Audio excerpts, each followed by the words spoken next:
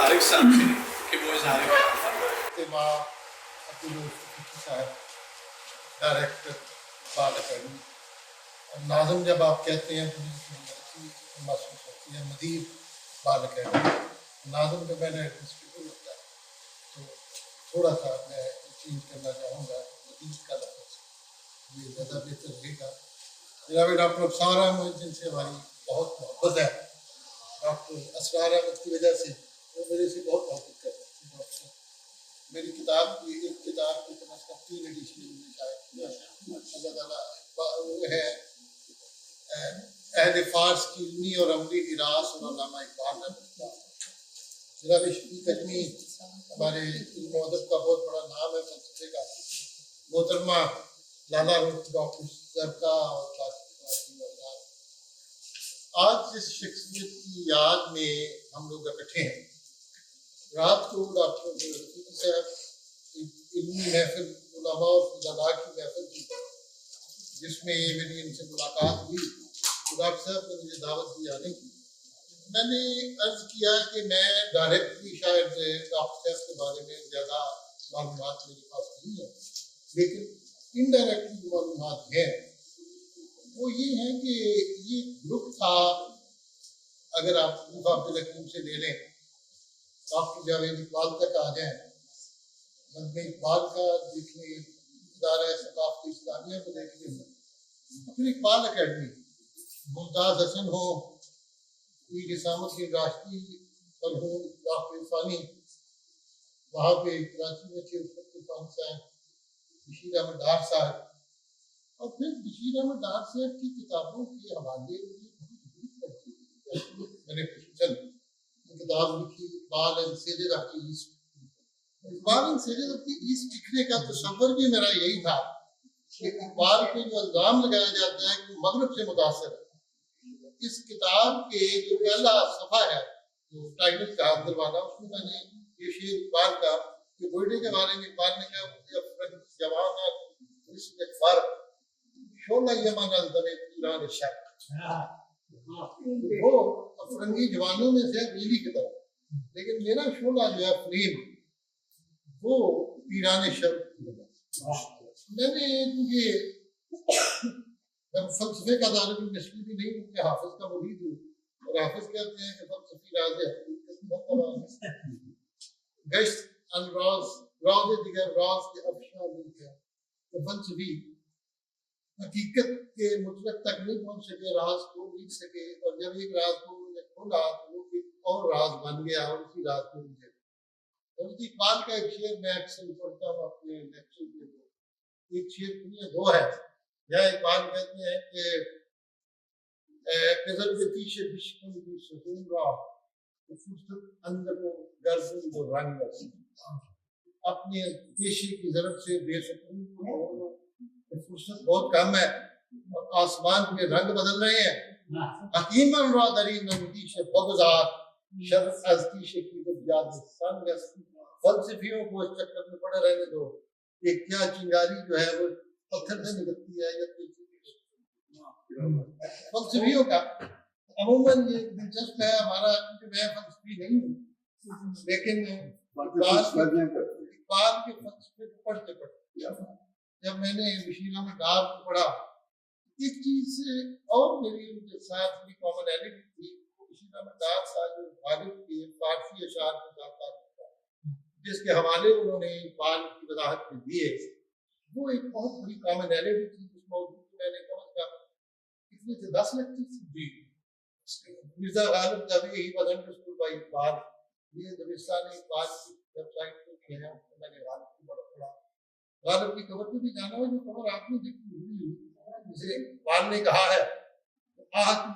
دلی میں آزمیدہ ہے دلی تھی نا، وہاں اس کی طرف اس کا پتہ بھی نہیں چلتا،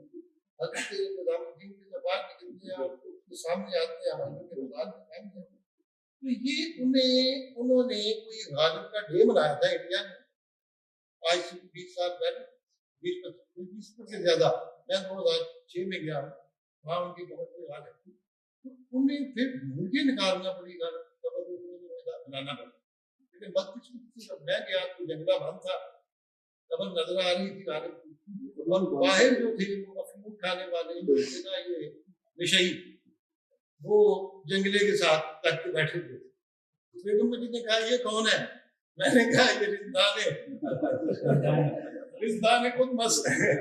جن کا امام اندر لگا ہوا ہے. تو مرزا کے بارے میں میری بہت محبت کے تعلقات ہیں، اور کسی نے مدار سے مرزا کو صحیح انداز سے کچھ طرح سمجھا جیسے بھاگنے والا. ڈائریکٹر صاحب ہوتے بھی کہہ رہے تھے اور میں نے بھی جیسے وہ اس صدی کا دماغ یہ وہ عزت نہیں کر سکتے. آج اس کا مذاق اڑانے والوں کو یہ نہیں بتایا کہ اس کے سب سے قریب جو ساتھی تھے مولانا فضل حق خیر آبادی تھے، مفتی صدر آزردہ تھے، جو غالب کی محفلوں میں سب سے زیادہ بات. اور حالی نے کہا ہے مرثیے میں اگر اس نے کبھی بھی دعویٰ نہیں کیا کہ میں ولی ہوں، اور اس کی ہے تردید کی، لیکن سب سے بڑے جو اس زمانے کا اولیاء اور علماء تھے وہ ان کا جو تھا مقام تھا غالب کا، جس کے پاس اور غالب سے سیکھا، اور پھر غالب کے ہاتھوں کی تردید. آپ دیکھیے اس کا فنش پروڈکٹ. تو یہ ایک سلسلہ تھا جس سے میں آپ کو کہتا ہوں کہ کہتے ہیں اس نام میں جڑے ہیں ہم بھی دنیا میں اسی سلسلہ چلتا رہا. ہم بھی میاں مرید اسی سلسلے کے ہیں. اس کے بعد وہ سلسلہ جو ہے اقبال تک آتا ہے، اقبال کے بعد ڈار صاحب تک آتا ہے، اور ڈار سے اپنے زمان و مقام کے لیے خصوصی تصویر کا حوالہ دیا حدیث مسلم شریف کی. اور یہ اس کا راوی ہے جریر ہے،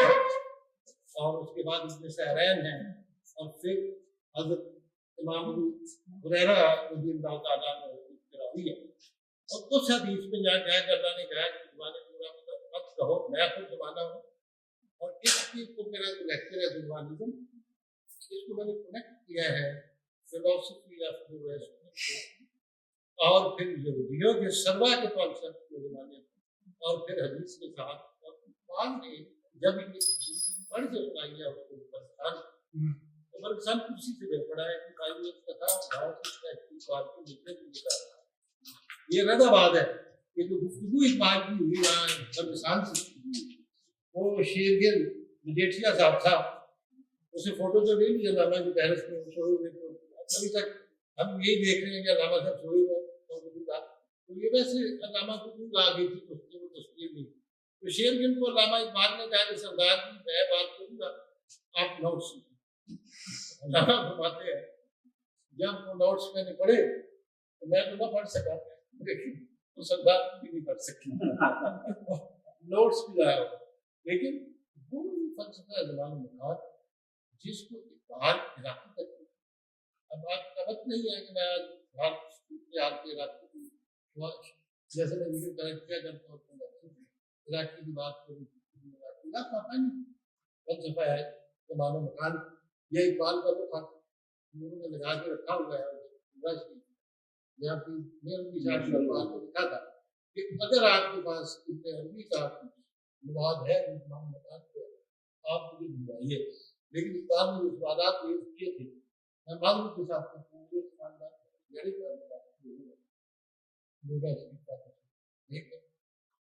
شاید پیر صاحب کو نہیں سمجھ